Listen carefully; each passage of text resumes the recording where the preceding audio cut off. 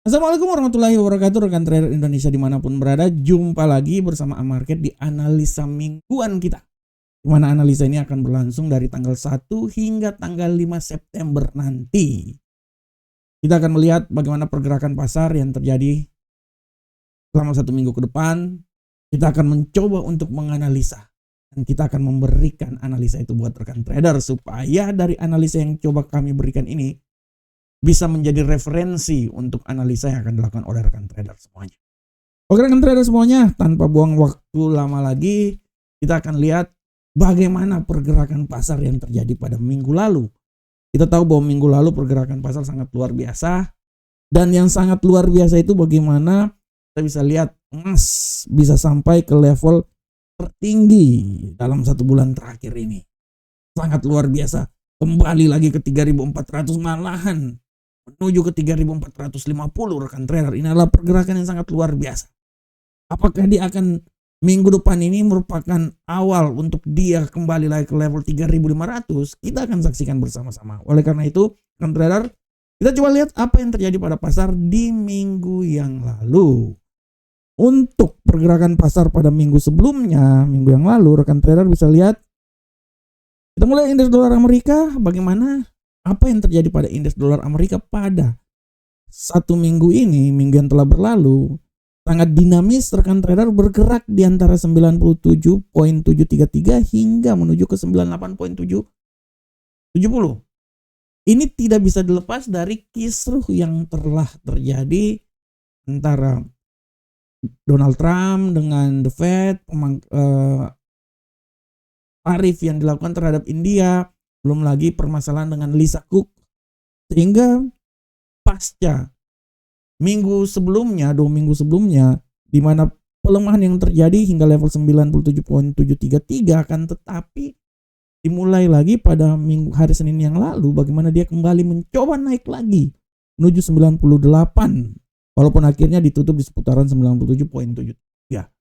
Lebih banyak secara garis besar tendensi yang terjadi pada indeks dolar Amerika ini masih terus terpaku pada bagaimana kebijakan yang diambil oleh Donald Trump, permasalahan dengan The Fed, dan bagaimana pemangkasan tingkat suku bunga yang akan dilakukan pada pertemuan FOMC di bulan September nanti. Dan untuk Euro USD, rekan trader, kita bisa lihat permulaan minggu Euro USD ini dia bisa kembali melemah hingga level 1.16015, akan tetapi perlahan namun pasti dia mencoba untuk kembali naik lagi dan ditutup di seputaran 1.168 16862.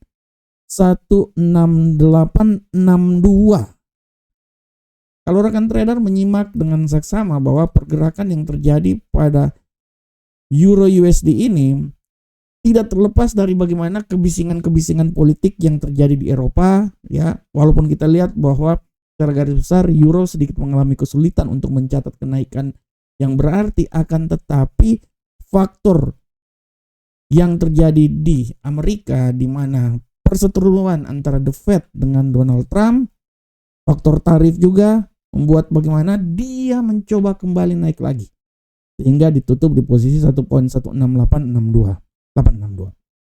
Sedangkan untuk pound sterling, rekan trader bisa lihat bahwa pound sterling secara garis besar mencoba untuk kembali naik lagi, walaupun secara garis besar setelah pasca pelemahan hingga menembus level 1.34080, tapi setelah itu kita bisa lihat dalam minggu yang telah berlangsung dia mencoba kembali naik lagi dan bisa ditutup di seputaran 1.35018. Sedangkan untuk gold, rekan trader, pergerakan yang terjadi pada minggu lalu sangat-sangat luar biasa.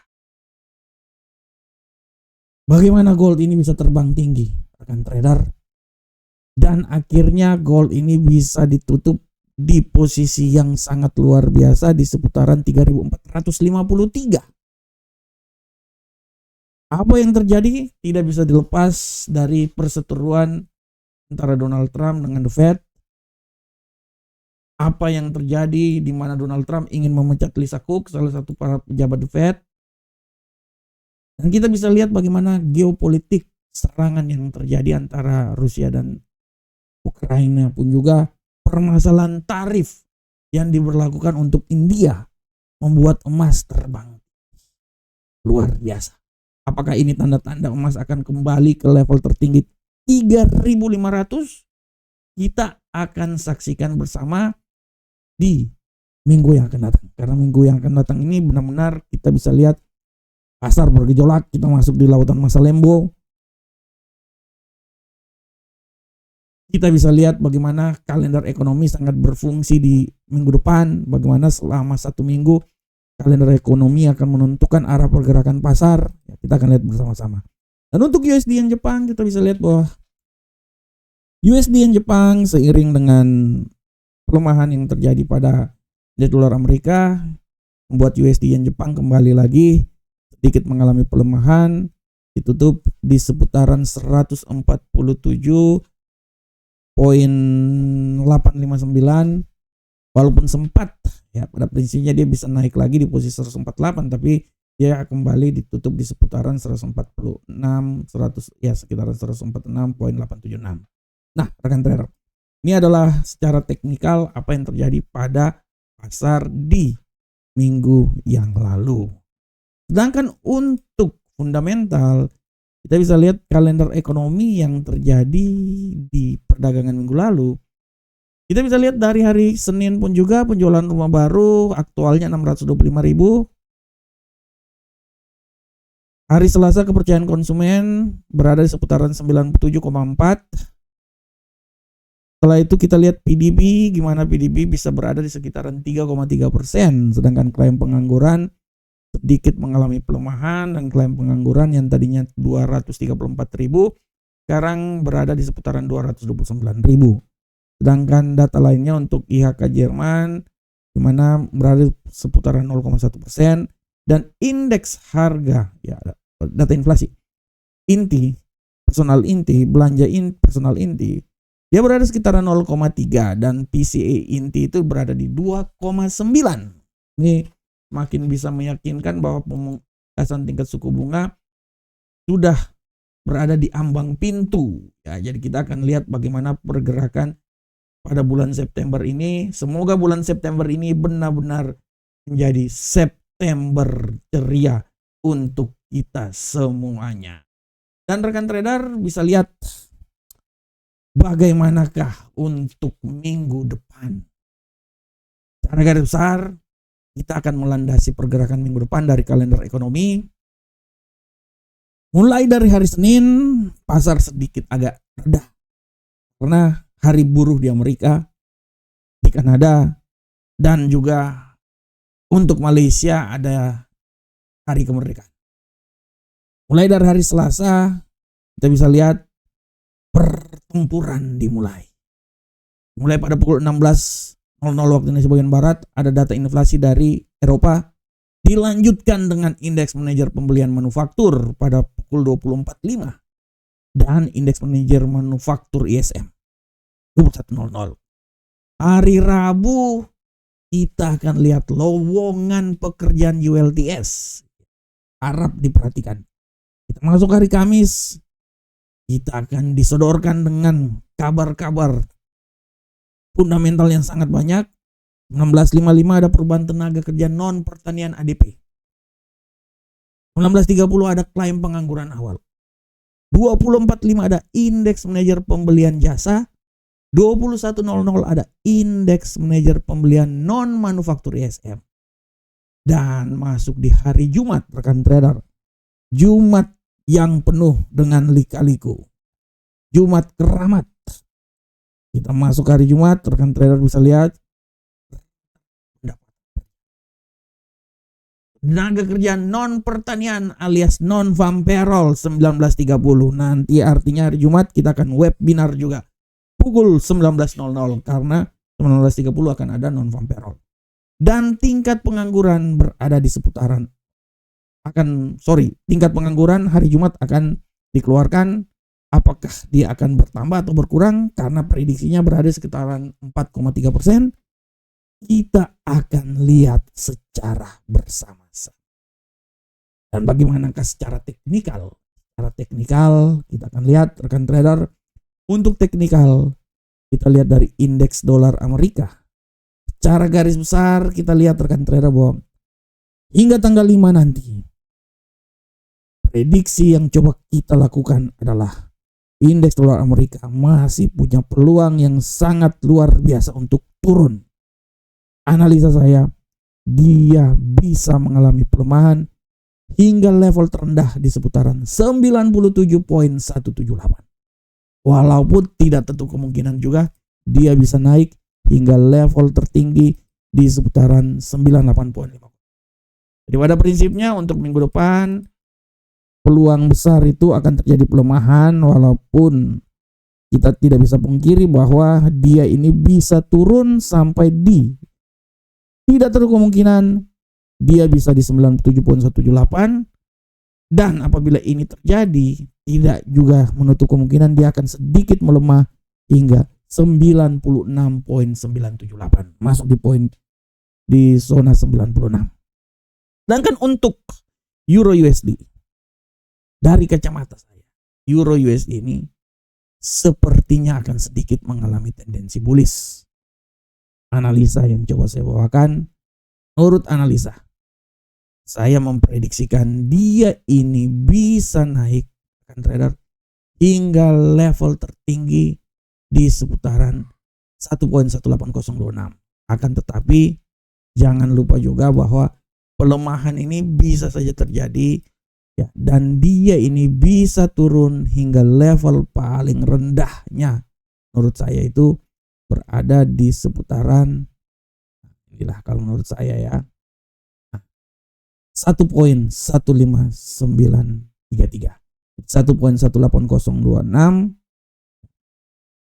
sampai 1.15933. Sedangkan untuk pound sterling, dari kacamata saya, pound sterling sepertinya masih punya peluang untuk ya mencoba sedikit mengalami koreksi, tapi peluang untuk naik pun juga masih sangat tinggi.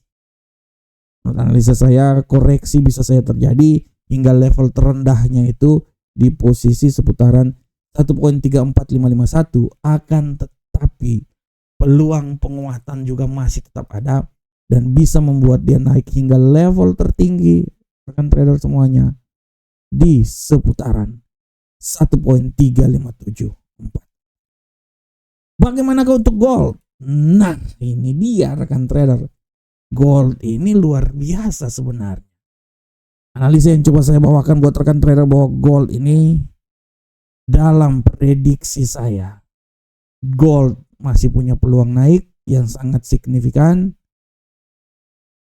Saya tidak mau bilang gold ini akan sampai level tertingginya di seputar 3.516. Itu sangat dahsyat luar biasa. Dan menurut saya itu dastis fantastik gitu gold ya. Itu kalau sampai 3.518 artinya kan dia akan memecahkan rekor. Tapi menurut saya dia akan bisa mencoba untuk naik ke posisi 3.500-an. Bisa. Kita coba lihat rekan trader, apakah dia bisa menembus level 3.500. Kita akan lihat bersama-sama peluang yang bisa terjadi pada gold. Akan tetapi peluang untuk melemahnya juga sangat besar. Analisa kami, dia bisa kembali lagi ke 3.370. Sorry, sabar rekan trader, sabar lihat dulu. Nah, dia tidak sampai di daerah situ, dia sampainya cuman di daerah 3.383. Di analisa saya 3.383 sampai level tertingginya 3.500 ya. Punya peluang besar bisa tembus 3.383.26 itu level paling terendah, tapi peluang tertingginya itu masih bisa terjadi. Dan saya tidak mau bilang dia sampai di 3.318 level tertinggi dalam sejarah, tapi 3.500 sepertinya memiliki peluang yang sangat besar untuk terjadi. Jadi 3.500 punya peluang. Walaupun untuk turun juga di 3.383 masih sangat besar. Dan untuk USD Yen Jepang, rekan trader, kita bisa lihat USD Yen Jepang sepertinya untuk minggu depan USD Yen Jepang ini agak sedikit tertekan juga. Saya coba memberikan sedikit analisa bahwa USD Yen Jepang ini dia Menurut saya dia bisa turun rekan trader hingga level paling rendah ya, menurut saya itu akan mencoba di seputaran 145.867. Tapi sekali lagi hati-hati bahwa pembalikan arah masih bisa terjadi dan bisa membuat dia kembali lagi ke level tertinggi. Menurut saya itu di seputaran 147.76 hingga level terendahnya itu di seputaran 145.186. Oke rekan trader semuanya, pada prinsipnya ini adalah analisa teknikal yang telah saya bawakan, dan saya berharap semoga apa yang saya berikan ini bisa bermanfaat untuk rekan trader semuanya.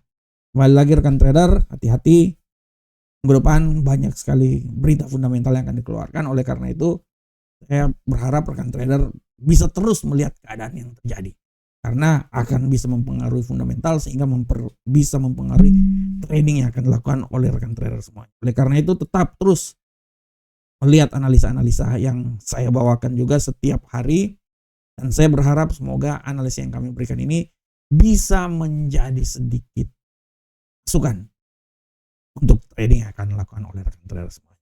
Demikianlah analisa mingguan kami, semoga bermanfaat untuk rekan trader. Salam profit.